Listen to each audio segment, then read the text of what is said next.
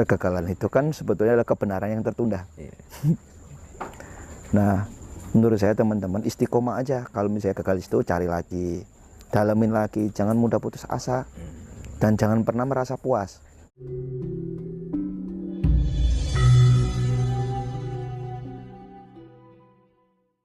Agar teman-teman kita tidak terjebak dengan orang-orang yang mengaku-ngaku keturunan luhur itu apa, Mas? Biar nanti kita ke depan nggak terjerumus lah, nggak terpengaruh dengan omongan-omongan orang-orang seperti itu.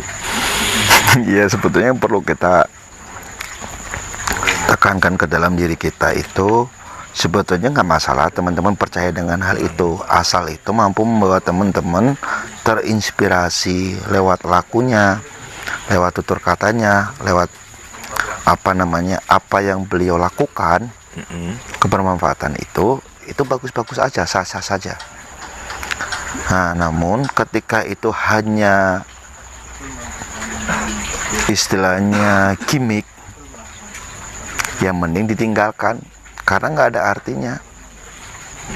Nah, mungkin kalau pesan-pesan yang lebih utama ke teman-teman itu adalah gini, kebanyakan kita itu berada pada zaman atau fase yang sangat pragmatis lah, karena segala apa-apa itu lebih mudah. Kita menganggap bahwa pemahaman nilai-nilai esensi kehidupan itu mudah juga untuk didapat. Jadi sangat pragmatis, karena pengennya instan semua. Nah, makanya saya bilang ke teman-teman, ketika teman-teman belajar dimanapun, itu nggak ada pernah ada yang salah. Pasti ada nilai-nilai hikmah yang teman-teman dapat, walaupun itu gagal. Kegagalan itu kan sebetulnya adalah kebenaran yang tertunda. Nah, menurut saya teman-teman istiqomah aja. Kalau misalnya gagal itu cari lagi, dalamin lagi, jangan mudah putus asa, dan jangan pernah merasa puas. Karena menurut saya ketika kita menyelam pada samudera spiritual, semakin kita dalam menyelaminya semakin indah dan nggak ada habisnya. Iya. Nah, jangan sampai merasa cepat puas, karena ketika kita mudah puas, mudah merasa istilahnya merasa cukup tinggi, cukup paham, itu jebakan. Jadi kalau menurut saya bilang ke teman-teman juga bahwa saya belajar itu dari kelas 4 SD. Nah, teman-teman cuma melihat saya sekarang, tapi teman-teman nggak melihat gimana cara saya waktu itu berproses. Nggak langsung jeger seperti ini gitu. Toh saya yakin juga bahwa setiap orang itu prosesnya tidak sama. Bisa jadi teman-teman belajar cuma sebulan bisa melebihin saya. Nah, saya memahami sendiri perbedaan saya dengan teman-teman ini, cuma saya belajar duluan. Belum tentu saya paling benar. Dan saya juga memberikan sangat ruang terbuka ke teman-teman ketika berdiskusi dimanapun. Saya itu butuh partner untuk melengkapi puzzle saya. Pemahaman-pemahaman saya tidak dapat, dan mungkin bisa jadi itu berada di teman-teman. Jadi ayo kita kolaborasi bersama, ayo kita melengkapi puzzle-puzzle kehidupan yang cukup luar biasa kompleksnya, agar kita bisa melihat itu lebih jernih ya, bukan jernih. Karena itu terus berproses kejernihan itu. Oke, Mas. Cara jitu untuk membangkitkan potensi di dalam diri itu seperti apa?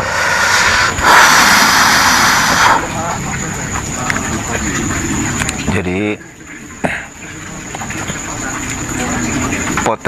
jadi gini, Mas, setiap manusia sebelum turun di muka bumi itu sudah ada tugas-tugas masing-masing. Tugas-tugas yang diemban itu sudah diberikan perangkat-perangkat yang sesuai. Jadi perangkat-perangkatnya disediakan sesuai dengan job desk-nya ketika di muka bumi ini. Nah, kita ini terkadang ketika kita ingin dibentuk, jadi tahu keris ya.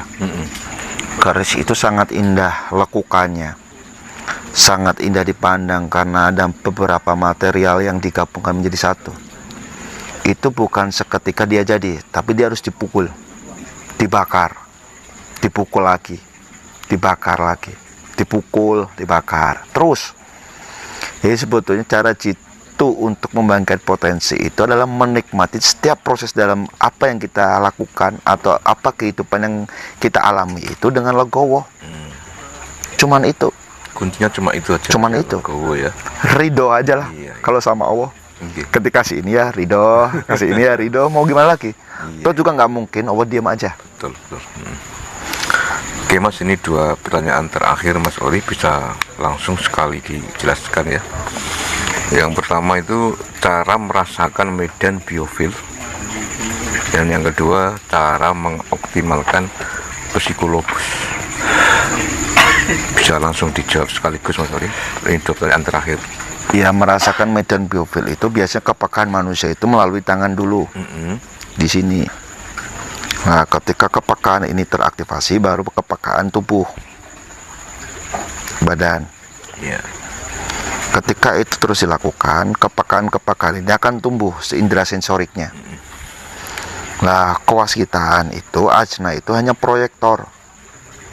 Jadi proyektor ini hanya memancarkan informasi yang sebetulnya sudah didapat dari kepekaan yang kita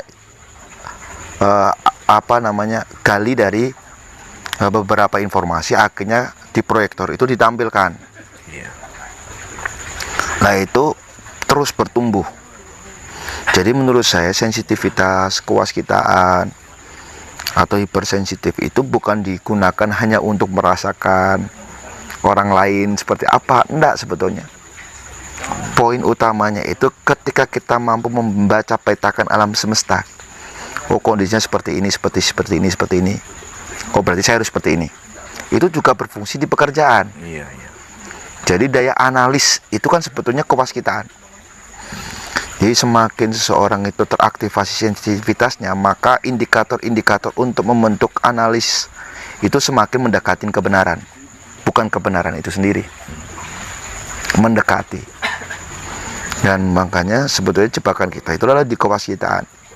Maka saya kan menggarisbawahi bahwa persentase kebenaran apa yang kita lihat itu maksimal hanya 80%. Jadi jangan pernah mengandalkan kewaskitaan sebagai rujukan kebenaran juga, karena probabilitasnya cukup tinggi. Nah, terus yang berikutnya adalah mengoptimalkan psikologis. Iya. Jadi kalau diceritakan itu garis besarnya kan gini. Dalam tubuh kita ini ada orbit medan energi. Orbit medan energi terbentuk dari beberapa elemen. Yang paling familiar itu adalah 5 elemen. Ada tanah, air, api, udara, etrik. Nah, itulah yang mungkin disebut di Jawa itu sedulur papat 5 pancer. Nah, elemen-elemen ini adalah membentuk sifat-sifat manusia atau membantu manusia untuk mengoptimalkan potensi dirinya seoptimal mungkin ketika unsur-unsur kelima elemen ini teraktivasi dalam tubuh kita. Nah, psikologus sendiri itu ada cakra sendiri, itu kan ada beberapa titik cakra, ada cakra minor, ada cakra mayor, dan ada cakra super mayor.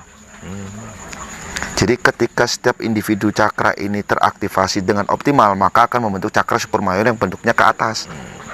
Kalau dilihat, nah ketika cakra super mayor ini tumbuh optimal, maka potensi dirinya akan maksimal. Nah, itu ada poin-poinnya. Ada kalau misalnya diceritakan itu ada elemen udara, negatif udara, negatif tanah, negatif air, negatif api, netral tanah, netral api, netral air, netral udara, netral api, terus positif tanah, positif air lah.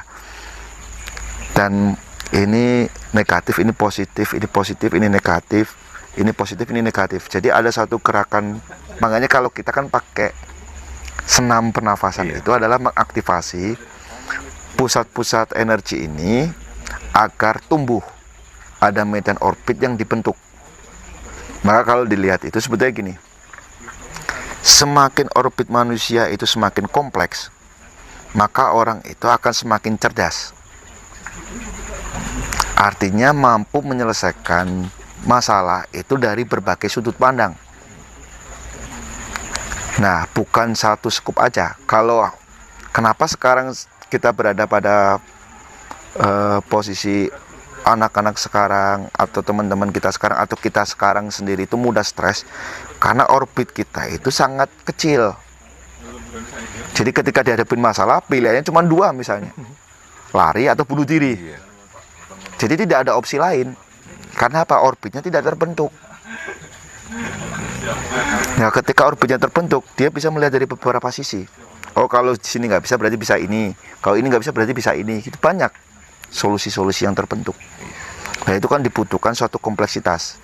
Makanya kan dijelaskan di situ bahwa semakin kompleksitas seseorang, orbitnya semakin kompleks, maka dia akan memiliki jurus jitu untuk menyelesaikan masalah yang semakin kompleks. Nah karena tuntutan kita itu adalah masalah yang semakin kompleks.